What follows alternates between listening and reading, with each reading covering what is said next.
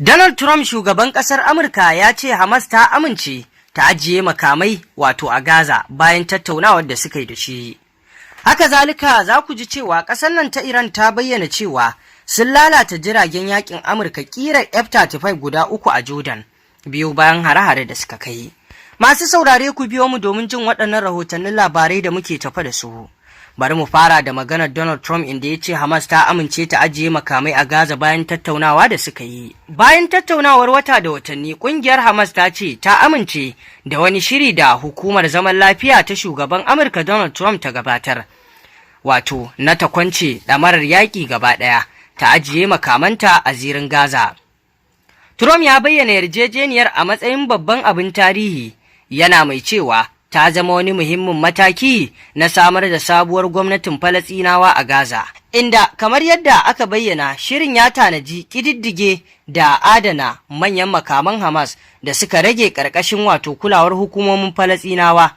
Haka zalika zuwa yanzu Isra'ila bata ce komai ba. Shugaba Trump dai ya ce dakarun Isra'ila za su fice daga Gaza da zarar an kammala wato kwance ɗamarar Hamas da sauran ƙungiyoyi da ke ɗauke da makamai. Wannan sai mu jira mu ji tabbacin al'amarin. Idan har haka ne ya kamata a ce su ma da kankin kansu Hamas su fito su yi magana akan wannan. Domin kusan yanzu idan an ji magana Trump ya yi ta ba a gama tabbatar da ita sai an ji daga ɗaya ɓangaren. Wannan shine kusan dai babban abin da ke tafiya. To idan kuwa muka je a ɗaya rahoton wato kamar yadda ƙasar nan ta Iran ta ce ta wato kasara jiragen ƙasar Amurka wato ƙirar F-35 guda 3 a ƙasar Jordan ta lalata su.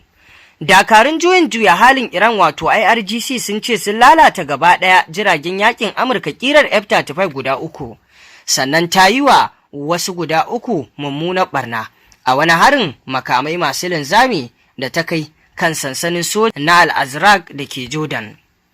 Sai dai har zuwa yanzu Amurka ko Jordan ko kuma wasu majiyoyi masu zaman kansu ba su tabbatar da wannan ikirari ba. Sashen hulɗa da jama'a na IRGC ya bayyana cewa harin martani ne ga hararen sama da Amurka ta kai kan gidaje biyu a tsibirin Qasham, inda ta ce mutane 3 na gida, ciki har da wani yaro, suka mutu yayin da wasu yara 2 suka jikkata. IRGC ta kuma yi ikirarin cewa wasu jami'an sojin Amurka da ma'aikatan fasaha sun mutu a harin da aka kai kan rumfar da ake ajiye da gyaran wato jiragen yaƙi a sansanin Al-Azraq, amma bata bayyana adadin waɗanda suka mutu ba. A baya sojojin Jordan sun sanar da cewa tsarin sararin samaniyarsu ya tattare da lalata makamai masu linzami guda 5 da aka harba daga Iran, kuma sun ce harin bai yi sanadin asarar rayuka ba. Har zuwa yanzu Amurka bata fitar da wani rahoto da ke tabbatar da lalata jiragen yakin F-35 ba ko kuma asarar rayukan sojojinta a wannan harin ba.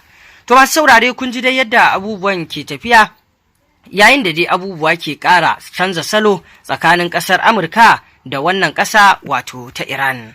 Kuma abin ya ƙara zafi ne sakamakon wato wannan sojojin Amurka da suka bayyana sun kai jerin hararen sama da suka kai wato kan Iran cikin dare. Masu saurare me za ku ce kan wannan batutuwa? Ku ci gaba da bibiyar mu domin sanin yadda abubuwa ke faruwa a duniya baki daya. Mun gode.